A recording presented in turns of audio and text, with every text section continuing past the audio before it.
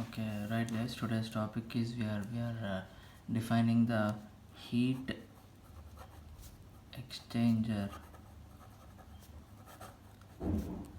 effectiveness and number of transfer units. As we are already done with the LMTD part, which is logarithmic mean temperature difference, when we completed the derivation part for both the parallel and counter flow. Now we are going to see the NTU process, which is number of transfer units. But before going to NTU, we should know that what is the main reason to adopt to this method when we already have LMTD, right? The problem with LMTD is we need to know the inlet and outlet conditions or the temperatures of inlet and outlet temperatures. We should specify them.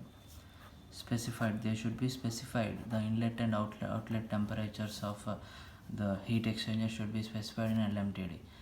But sometimes there will be a problem whether we cannot find out the inlet or exit temperatures of a heat exchanger. Then there we need more analysis.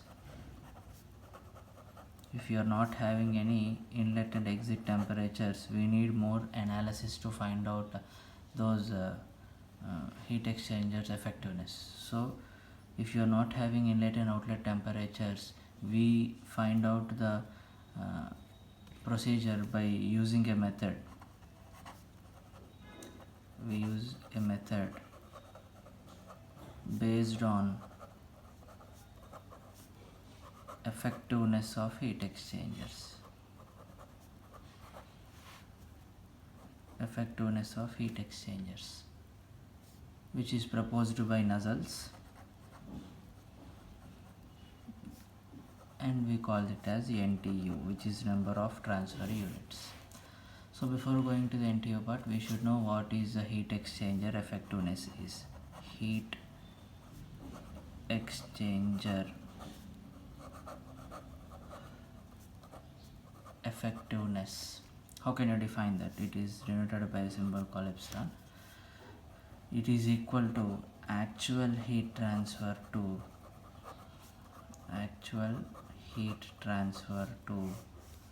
maximum possible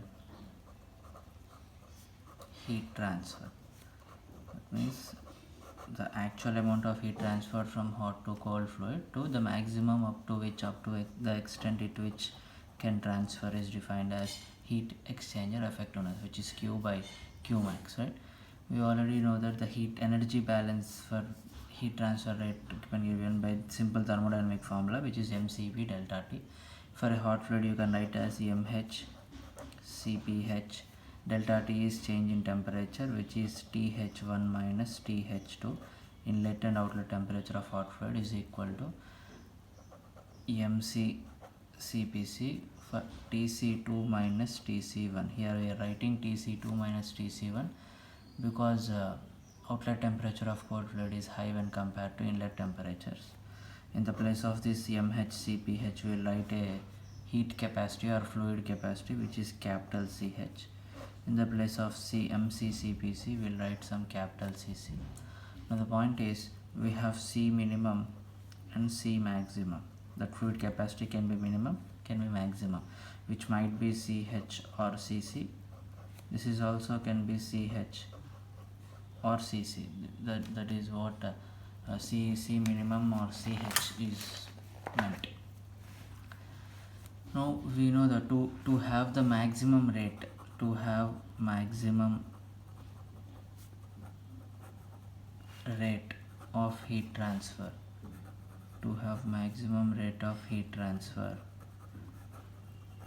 either for parallel flow or counter flow,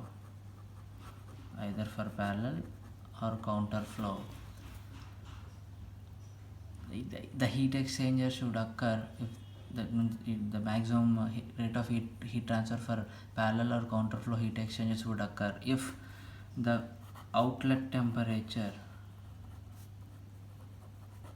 if the outlet temperature of the fluid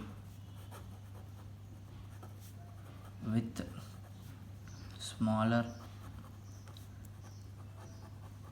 value of CH or CC, that is C minimum were to be equal to inlet temperature of the other fluid. Very important one this is.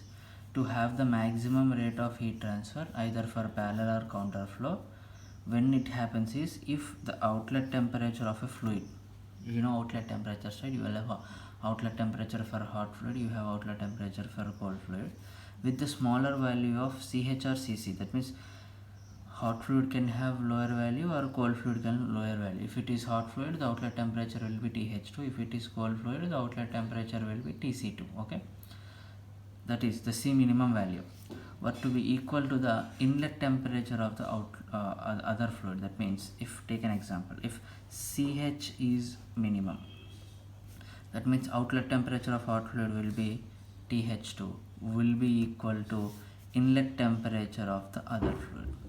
That is what it is, right? If CC is minimum, that means the cold fluid is minimum, the outlet temperature means that will be TC2 will be equal to inlet temperature of the other fluid. This is what it is. So to have maximum rate, this we should make sure will happens, right? But the maximum change cannot occur if both fluids,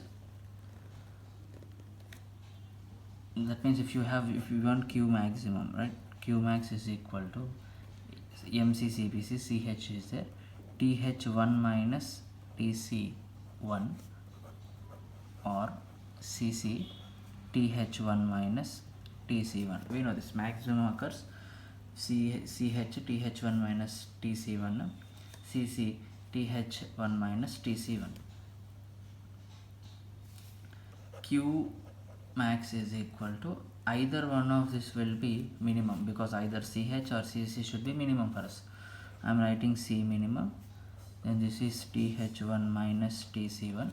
For effectiveness, we know how can you write effectiveness? CH into TH1 minus TH2 by C minimum TH1 minus TC1.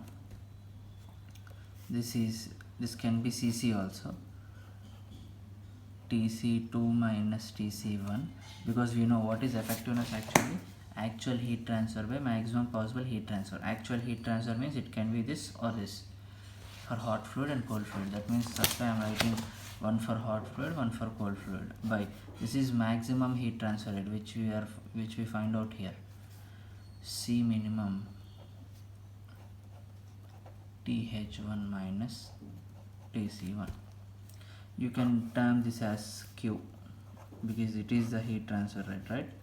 Then our Q will be equal to E, effectiveness, into, bring this here, C minimum into TH1 minus TC1. This is our effectiveness equation.